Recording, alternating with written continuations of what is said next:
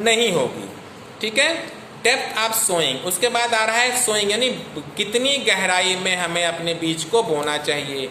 Depth of sowing is another important factor for establishing a good crop yield, यानी अच्छी फसल के लेने के लिए हमें इसका भी ध्यान रखना है कि हम कितने गहराई में किसी भी फसल को बोएं। शैलो और deep sowing result is in lesser plant production as well seeds do not germinate and the crops as well as all seeds do not germinate and the crops show uneven spread of plant with large number of gaps and serious weed problems। और अगर कहीं हमने ज़्यादा गहरा बो दिया, कहीं कम गहरा बोया, तो उससे क्या होगा, फसल नहीं पैदा होगी और ढेर सारे खरपतवार उसकी जगह पर उगाएंगे और हमारी बाकी फसल को भी वो चौपट कर देंगे। अब उसके बाद आ रहा है इम्प्लीमेंट्स यूज इन सोइंग, यानी हम बीज बोने के लिए कौन कौन से उपकरणों का इस्तेमाल करते हैं। Traditional tools, it is a funnel shaped implement having 2 or 3 pipes with sharp ends. ये जो पुराना, ये ट्रेडिशनल मतलब होता है जो पहले प्राचीन काल में जो इस्तेमाल किए जा रहे होते थे, ये होते थे एक फनल टाइप का होता था, बर्तन होता था, उसमें 2 या 3 पाइप्स लगे होते थे विद शार्प एंड, जिसका एंड बहुत ही शार्प होता था। Seeds are filled into the funnel, sheets को क्या करते थे, जो फनल होता था उसमें हम भर लेते थे, which enter into the soil through pipes, और पाइप के माध्यम से वो मिट्टी के अंदर जाता था और वहीं पे अपना खेत, ये हल यानी बैल के द्वारा इसमें बुआई का काम करते थे। अब सीड ड्रिल यानी मशीनें आ गई हैं जिससे हम ट्रैक्टर से जो बुआई का काम करते हैं।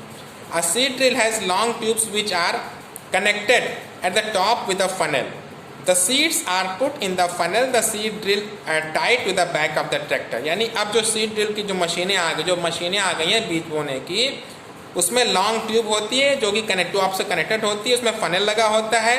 ठीक है, और उस फनल में सीड हम डाल देते हैं और उसमें हम उसको ट्रैक्टर में बांध देते हैं और जब ट्रैक्टर चलता है तो जुताई के साथ में उसमें बुआई भी होती रहती है। The seed drill allows farmer to sow seeds in well spaced row of specific depths.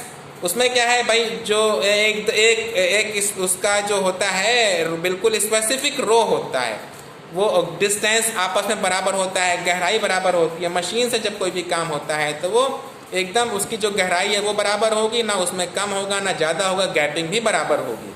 In this method since the seeds get covered by soil after sowing, the damage cause by birds is prevented. और इस तरीके से बोने से जो हमारा बीज है वो उसको ऑटोमेटिक ऊपर उसके मिट्टी का लेवल हो जाता है, जिससे जो चिड़िया होती हैं जो पक्षियाँ होते हैं वो उस बीज को चुनते नहीं। जैसे अगर आपने बो दिया तो तब आप देखो तुरंत चिड़ियाँ आ जाती हैं और उसको बीज को खाने लगती हैं। तो जब मिट्टी से जब वो कवर रहेगा तो चिड़ियाँ उस बीज को खाएंगी नहीं और आपकी फसल अच्छी पैदा होगी।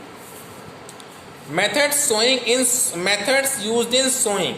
अब अगला जो एक सिस्टम क्या कहा जाएगा उसे, कि जो अगला एक स्टेप है वो है आपका कि किस तरीके से आप बीज को की बुआई करो।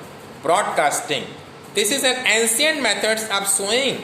ये ब्रॉडकास्टिंग क्या है, पुराना मेथड है बीज को बोने का। In this method seeds are sprinkled with hands into the prepared soil. इसमें क्या होता है, बीज को वो छिटकाते हैं। ऐसे आपने देखा होगा गांव में आज भी इसी मेथड का उपयोग करते हैं। The main disadvantage of this method is an unequal distribution of seeds in the field. इससे क्या होता है, मेन इसका जो डिसएडवांटेज है, नुकसान क्या है कि इक्वल डिस्ट्रीब्यूशन नहीं हो पाता है। जब किसान ऐसे हाथ से ऐसे फेंकते हुए चलता है तो कभी होता क्या है, कहीं ज़्यादा बीज चली जाती है और कहीं बीज की मात्रा कम हो जाती है। तो उससे क्या होता है, इक्वल डिस्ट्रीब्यूशन नहीं हुआ तो कहीं ज़्यादा सारे पेड़ पैदा हो गए, उगाए, तो वहाँ पे क्या उसकी पैदावार घट जाएगी, कहीं कमी हो गया तो वो ज़मीन खाली पड़ी रह गई।